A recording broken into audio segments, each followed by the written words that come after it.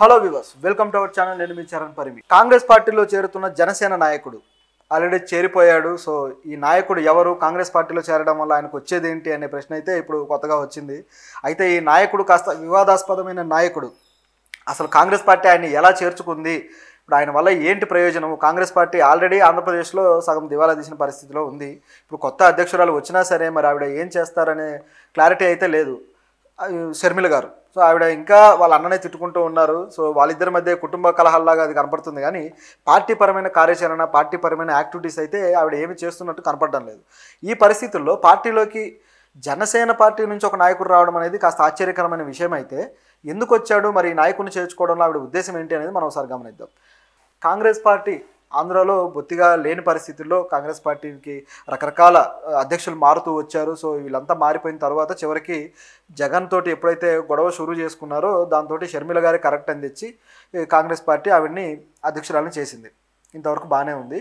అయితే ఆవిడ అధ్యక్షురాలు అయిన అప్పటి నుంచి కూడా జనసేనని, టీడీపీని విమర్శించకుండా వెరైటీగా కేవలం జగన్ మీదనే విమర్శలు గుప్పిస్తూ వచ్చారు. గత ప్రభుత్వంలో చేసిన తప్పులు కావచ్చు, ఇవన్నీ కూడా. మరి ఎందుకు వీళ్ళని విమర్శించట్లేదు? వీళ్ళతోటి ఏమన్నా లాలూచి పడ్డారా?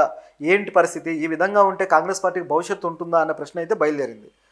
సో ఇలాంటి క్రమంలో సరే, ఒకవేళ లాలూచి పడితే ఏమన్నా మేలు జరుగుతుందని చూస్తున్నారేమో అని ఎదురు చూసే పరిస్థితుల్లో సడన్గా ఆవిడ టోన్ మార్చి టీడీపీని, జనసేనను కూడా విమర్శించడం మొదలుపెట్టారు. ముఖ్యంగా టీడీపీని. స్కూల్ విద్యార్థులకు సంబంధించి తల్లికి వందనం పథకం కావచ్చు, తర్వాత కొన్ని విషయాల్లో టీడీపీ వెనకడుగు వేస్తూ, సూపర్ 6 విషయంలో వెనకడుగు వేస్తూ ఉన్న విషయం కావచ్చు. ఇట్లా కొన్ని ప్రశ్నలు ఆవిడ 2 రోజుల నుంచి షురూ చేశారు, గత 2-3 రోజుల నుంచి. అవి ఇప్పుడు మళ్ళీ వార్తలు వస్తూ ఉన్నాయి. మరి ఇది ఎంత తీవ్రంగా కొనసాగిస్తారు, ప్రజల్లోకి వెళ్ళి ప్రతిపక్షంగా ఆవిడ ఏమైనా పని చేస్తారా అనే ప్రశ్న అయితే ఉంది. ఎందుకంటే ప్రజా సమస్యల మీద ఇప్పుడున్న ప్రతిపక్షం కూడా మాట్లాడట్లేదు. ఇంకా వాళ్ళు మా పార్టీ మీద దాడులు జరుగుతున్నాయి, ఇదే వాదనలో ఉన్నారు. మరి ఈవిడ ఎప్పుడు పనిచేస్తారో తెలియదు, కానీ మరి ఏం చూసి జనసేన నుంచి ఒక నాయకుడు ఇటు వచ్చాడనే ప్రశ్న అయితే బయలుదేరింది. ఆ వచ్చిన నాయకుడు ఎవరంటే నూతన్ నాయుడు. ఇతను, ఈ పేరు మరి మీకు ఐడియా వచ్చే ఉండాలి. గతంలో బిగ్ బాస్ షోలో అతను కొద్దిగా పాపులర్ అయ్యాడు. ఆ తర్వాత అతను కొన్ని వివాదాస్పదమైన, కొన్ని పనికిమాలిన పనులు చేసి వివాదాల్లో చిక్కుకున్నాడు. సో అతను ఏం చేశాడు ఏంటని చూస్తే, నూతన్ నాయుడు కామన్ మ్యాన్ అనే ట్యాగ్ తోటి కాస్త సోషల్ మీడియాలో వైరల్ అయ్యాడు. కామన్ మ్యాన్, నేను సోషల్ సర్వీస్ చేస్తాను అని ఏవో చిన్న చిన్న కార్యక్రమాలు చేస్తూ, కామన్ మ్యాన్గా నేను ప్రభుత్వాలను ప్రశ్నిస్తానంటూ ఆ విధంగా కాస్త వైరల్ అయ్యాడు. ఈ ట్యాగ్ ఏదో బాగుంది, కామన్ మ్యాన్ అని ఎవరో వైరల్ అయ్యారని చెప్పేసి బిగ్ బాస్ వాళ్ళు కూడా ఆయన మీద కన్నేసి ఆయన్ని తమ బిగ్ బాస్ హౌస్లోకి ఇన్వైట్ చేశారు. బిగ్ బాస్ హౌస్లో ఆయన కొన్ని రోజులు ఉన్నాడు. అయితే ఆయన టైటిల్ గెలవలేదు, కానీ మధ్యలోనే ఆయన వెళ్ళిపోయాడు అనమాట, ఎలిమినేట్ అయిపోయాడు.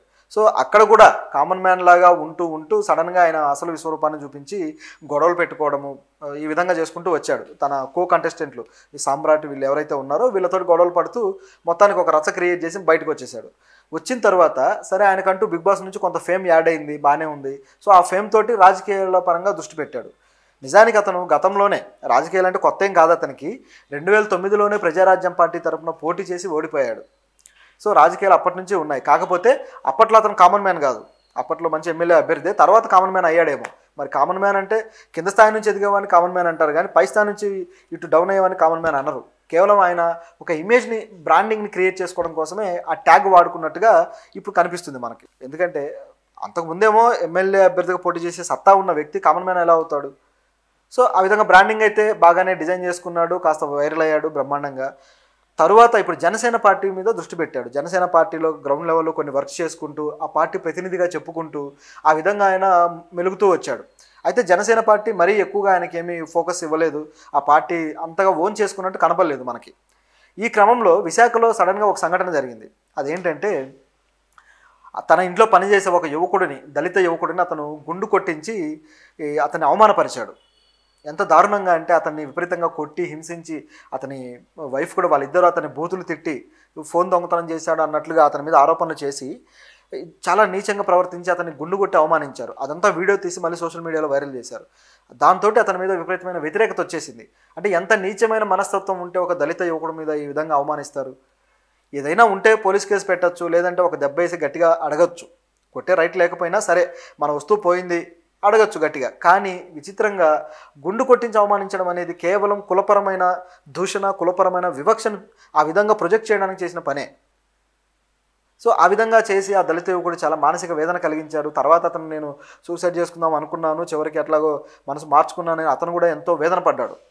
ఆ విధంగా చేసిన వ్యక్తి సమాజం మీద ఏం బాధ్యత ఉంటుంది, ఇదేం కామన్ మ్యాన్ లక్షణం అనే ప్రశ్నలు ఆ రోజుల్లోనే వచ్చాయి. విపరీతంగా విమర్శలకు గురయ్యాడు. ఇప్పుడు ఇక జనసేన పార్టీ అతన్ని బాగా లైట్ తీసుకుంది, బొత్తిగా పట్టించుకోలేదు. అతను కూడా ఇక ఏం చేయాలి, ఏ పార్టీలోకి వెళ్ళాలన్న డైలమాలో ఉండి ఇన్ని రోజులు సడన్గా ఇప్పుడు ఒక స్టాండ్ తీసుకున్నాడు. ఏంటంటే ఇట్లా కాంగ్రెస్ పార్టీలోకి వెళ్ళడం. కాంగ్రెస్ పార్టీలోకి అతను రావడం బాగానే ఉంది, కానీ అతనికి అఫీషియల్గా అతను బొకే ఇవ్వడము, తర్వాత కాంగ్రెస్ అధ్యక్షురాలు అది తీసుకుంటూ ఒక ఫోటో వైరల్ అవుతుంది. అంటే ఆ స్థాయి నాయకుడా అతను అనేది ఒక ప్రశ్న అయితే, ఇలాంటి అభిప్రాయాలు ఉండి ఇలాంటి క్యారెక్టర్ ఉన్న వ్యక్తిని ఆవిడ తీసుకొని తన పార్టీలో ఏ విధమైన నాయకుడిగా తీర్చిదిద్దదలుచుకున్నారు, ఏ విధమైన నాయకుడిగా ఆయన సేవలు వాడుకోదలుచుకున్నారు అనేది మరో ప్రశ్న.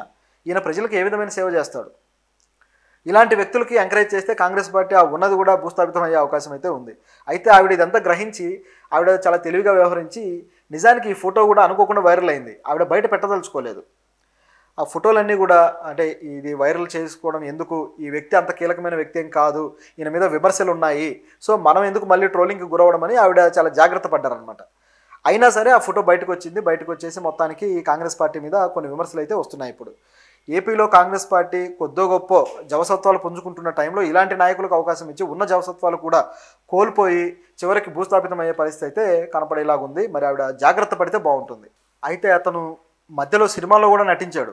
సో తన ఫేమ్ ఇంకా పెంచుకోవడం కోసం F2 లాంటి సినిమాల్లో నటించాడు, 1-2 సినిమాల్లో. ఆ తర్వాత పెద్దగా అవకాశాలు రాలేదు. సో దాంతో ఇక ఈ స్టెప్ తీసుకున్నాడు. అయితే మళ్ళీ సినిమాల్లో నటించే పరిస్థితులు అయితే కనిపిస్తున్నాయి. ఎందుకంటే తెలుగు ఇండస్ట్రీలో అతనికి మంచి నెట్వర్కే ఉంది. సో దాన్ని ఉపయోగించుకొని మళ్ళీ ఇటువైపు రావాలన్న ఆలోచన కూడా ఉంది. సో ఈ రెండింటిని మిక్స్ చేసి అతను పెద్ద లీడర్గా ఎదగాలని అయితే ప్రయత్నిస్తున్నాడు. కానీ తన ఆ రోజు చేసిన సంఘటన ఏదైతే ఉందో, ఒక దళిత యువకుడికి అవమానం చేసిన సంఘటన, దానికి అతను క్షమాపణలు చెప్పిన దాఖలాలు లేవు. అతను తర్వాత తన మనసు మార్చుకొని తన దృక్పథాన్ని మార్చుకొని ఒక నిజమైన సామాజిక కార్యకర్తగా మారిన పరిస్థితి అయితే ఇప్పటిదాకా కనిపించలేదు. కేవలం పార్టీల తరపున రాజకీయ పరంగానే అతను మెలుగుతూ వస్తున్నాడు.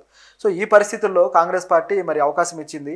కనీసం ఇప్పుడైనా అతను లీడర్గా తనను తాను మార్చుకొని, తాను ముఖ్యంగా ఈ దళితులు అలాగే ఈ వివక్షకు సంబంధించిన విషయాలు ఏవైతే ఉన్నాయో దీన్ని ఆయన తన అభిప్రాయాలను శుద్ధి చేసుకొని ఇలాంటివి సరైనవి కాదు అని తను రియలైజ్ అయ్యి తిరిగి ఒక మంచి నాయకుడిగా నిలబడితే బాగానే ఉంటుంది. ఎంతవరకు